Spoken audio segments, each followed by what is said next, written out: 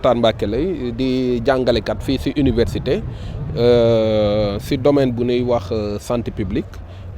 di directeur école nationale de développement sanitaire et social mooy école bu nu gën a ràññee fii ci Sénégal même en Afrique de l'Ouest ci formation sage-femme infirmier d'État yi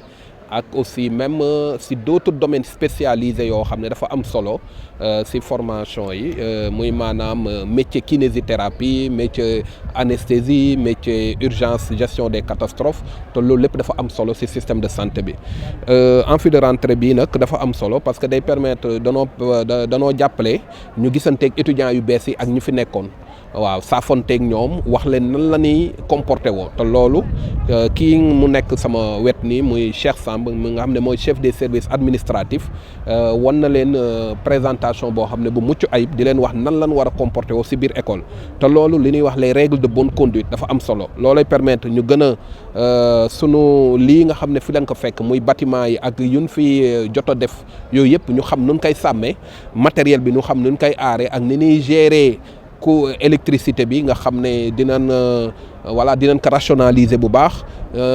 te yooyu dafa am solo respect mutuel bi tamit dafa am solo diggante étudiant ak étudiant waaye diggante étudiant ak kilifaam yi muy xam ne ñu koy jàngal yooyu loolu dafa am solo amphi de rentrée bi tamit beneen intérêt bi mooy delloo njukkal agent yoo xam ne dañ leen a ràññee ci seen liggéey fii ci école bi waaw ba nga xam ne at mi weesu muy 2025 def nañ fi liggéey bu mucc ayib de ce fait ñeenti distinction def nañ ko foofu ñaar ñoo xam ne ci personnel administratif technique et de service lan nekk ak yeneen ñaar yi nga xam ne dañuy jàngale fii ci école bi te loolu lu am solo la ndax ñooñu tey mënoon nañ kaa tànn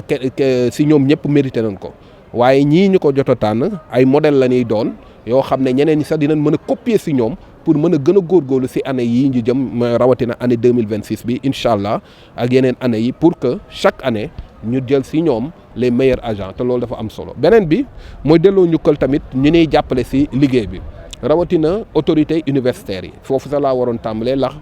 fii ñu egsi nii ñoom ñoo ñu dooleel muy le recteur de l'université Cheikh Anta Diop de Dakar muy le professeur Alioune Badara Kandji ak kii ko fi représenté tey muy mu nga xam ne lépp luy pédagogie ci université moom moo ko yor le professeur Maguette Dieng seen sa taxawaay dafa am solo ndax ñooñu rectorat dafa yor ay bànjax yu bànqaas yu bëri li ñuy wax direction centrale tey direction centrale boo jël rek am na lu mu liggéeyal fii école bi donc kooku ni ñu koy remercier bu baax muy le recteur ci liggéey bu mucc ab bi mu ñu defal rawatina tamit di delloo njukkal ces directeurs centraux nga xam ne tey ku nekk rek la mu la sant yaa ngi say def sa kéemtalaay kàttan te loolu directrice bi nga xam ne tey moo ko fi représenté muy DAP professeur Maguette Dieng dooleel na école bi jàppale na ko bu baax ci filière de formation yoo xam ne tey dans le futur incha allah dinañ ko mettre en place te yooyu dafa am solo du maanaam créer pour créer mais système bi moo ko soxla muy réanimation soins critiques muy infirmier de bloc opératoire voilà te yooyu muy ergothérapie psychothérapie psychomotricité orthophonie te yooyu amul tey boo doon xool Sénégal yooyu amu fi te ENDSS mooy école bu bien placée nga xam ne dina mën a mettre en place ces formations là waaw loo yeneen yi nag mooy di remercier ñoo xam ne via aussi ay cadeaux yu ñu leen jox waaw mooy les invités rawatina les partenaires muy JICA jàppale na bu baax école bi loolu même c'est antérieur à nous parce que dooleel na école bu baax a baax ndax lii ngeen gis muy centre d'application bi ñoo ko fi def pour permettre étudiants yi di jàngaale mais dafa permettre tamit étudiants yi bu ñuy jàng sur le plan théorique di ñëw foofu di pratiquer te loolu lu am solo la ci formation bi loolu nag dooley école bi la tamit ndax tey pànjax boo jëlee ñi ngi siy jàng am na sur le plan théorique am na sur le plan pratique fu ñu koy defee te loolu lu am solo la di remercier tamit AMREF nga xam ne tamit partenaire la ak ministère de la santé et de l'hygiène publique parce que li ñuy former lépp pour ñoom la ñoom ñooy gën a absorber li ñuy former am na ñuy dem ci privé bi am na ñuy dem feneen ainsi de suite mais lépp lu ñuy former lu ci bëri rawatina filière master bi ñoom ñoo koy absorber te loolu dafa am importance bu baax ci système de santé parce que booy wax système de santé dafa am pilier bu am solo mooy li ñuy wax les ressources humaines en santé te loolu ENDSS via l'université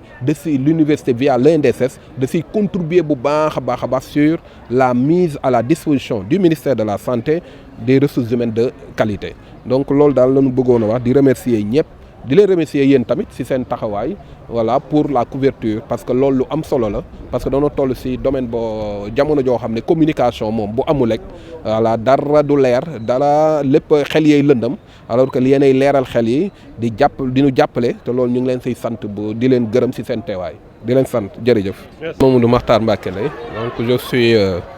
professeur de santé publique et directeur de l'École nationale de développement sanitaire et social. Donc nous avons eu à organiser cette amphi de rentrée qui nous a permis de rendre d'abord un vibrant hommage aux autorités, en commençant par le recteur de l'université Cheikh Anta Diop de Dakar, le professeur Alioune Badara Kandji, et aussi sa représentante qui est la directrice des affaires pédagogiques, professeur Maguette Dieng. Cet événement nous a permis aussi de discuter avec les étudiants, le personnel enseignant et de recherche, ainsi que le personnel administratif, technique et de service. Et au cours de cette cérémonie, nous avons eu à montrer la voie que tout étudiant doit suivre pour sa réussite, non seulement en parlant des règles de bonne conduite, mais aussi comment parvenir à s'inscrire, à connaître d'abord la plateforme de l'UCAD sur les inscriptions, que ce soit sur la voie d'équivalence ou la voie d'admission. Et ça, c'est très important de se familiariser dès à présent sur cette plateforme qui est très très important, car vous savez que maintenant, l'inscription au niveau de l'université Cheikh Anta Diop de Dakar est dématérialisée. Ceci nous a permis aussi de présenter l'École nationale de développement sanitaire et social, qui, vous savez, c'est une école qui a été créée depuis 1992, suite à la fusion de plusieurs écoles, et aujourd'hui qui est une école ayant rang de faculté au sein de l'université Cheikh Anta Diop de Dakar, en leur présentant les différentes filières de formation existantes, aussi bien dans le domaine de la licence et aussi dans le domaine du master. Nous avons 5 filières pour la licence et 12 filières pour le master, et nous sommes dans une perspective d'élargir l'offre de formation, voilà, avec 10 filières qui vont s'y rajouter, Inch'Allah, voilà, d'ici l'année prochaine. Et aussi le CSA qui est à côté de moi aussi a eu à présenter les règles de bonne conduite pour préserver notre environnement, pour le respect mutuel et pour renforcer la communication au sein donc de l'école. Parce que ce que nous voudrons, c'est une année académique voilà, paisible et permettant à tout un chacun, en ce qui lui concerne, de mener à bien les différentes tâches qui lui seront assignées durant donc cette année académique. Donc pour une belle réussite, et je pense que chacun en profitera, voilà, des retombées, voilà, qui ne sont rien d'autre que la réussite des étudiants, voilà, aussi bien pour la filière licence que pour la filière master. Cet événement nous a permis aussi de remettre des cadeaux voilà, aux meilleurs agents, voilà, donc aussi bien du côté du PATS, personnel administratif, technique et de services, 2 meilleurs agents pour cette année 2025, et aussi du côté du personnel enseignant et de recherche, les 2 meilleurs donc, agents. Ça nous fait donc 4 agents qui ont été primés donc, au cours donc, de cet événement. Et je rappelle que tous les agents méritent d'être distingués, mais il est important de choisir, et que ces agents qui sont choisis resteront toujours des modèles, voilà, en matière de qualités humaines, qualités professionnelles au sein donc de cette école. Nous avons aussi donné d'autres cadeaux voilà, à nos partenaires, voilà, aussi bien Amref, Health Africa qui nous accompagne toujours, JICA qui a beaucoup investi au sein donc de cette école, le ministère de la Santé et de l'Hygiène publique via la direction des ressources humaines qui aujourd'hui absorbe nos produits, parce que nous formons, voilà, mais ce qui absorbe, le principal partenaire aujourd'hui qui absorbe nos produits, c'est le ministère de la Santé et de l'Hygiène publique à travers la direction des ressources humaines pour la santé. Mais vous savez que l'école donc est dans une aire voilà, qui est le district centre. Nous avons aussi, via la direction régionale de la santé de Dakar, remercié le médecin chef du district centre voilà, qui nous accompagne aussi dans les services à la communauté, notamment Octobre Rose, les journées de dépistage, ainsi de suite. Et ça, c'est très important parce que vous savez que l'université ne se renferme pas seulement sur 2 missions, la formation et la recherche, mais il y a une 3e mission très importante qu'on appelle les services à la communauté. Et comme le veut monsieur le recteur, professeur Alioune Badara Kandji, il veut que vraiment que l'université joue son rôle dans le domaine de la santé. Et aujourd'hui, l'ENDSS restera toujours, n'est-ce pas, le pôle mère-enfant, parce que l'ENDSS abrite un centre d'application pour la santé de la mère et de l'enfant. Nous avons aussi donné des cadeaux à des coordonnateurs, je peux dire même des chefs de section, voilà, qui interviennent, qui sont pourtant des enseignants, mais externes de l'ENDSS, mais qui ne ménagent aucun effort pour une réussite sur le plan pédagogique. Voilà. Et donc, voilà, nous avons eu à remettre des cadeaux en guise de reconnaissance aussi à ces personnes qui interviennent voilà, au niveau donc de l'ENDSS. Le thème central, c'est voilà, l'amphi de rentrée pour l'année académique 2025-2026. Et je précise que cet événement sera inscrit sur l'agenda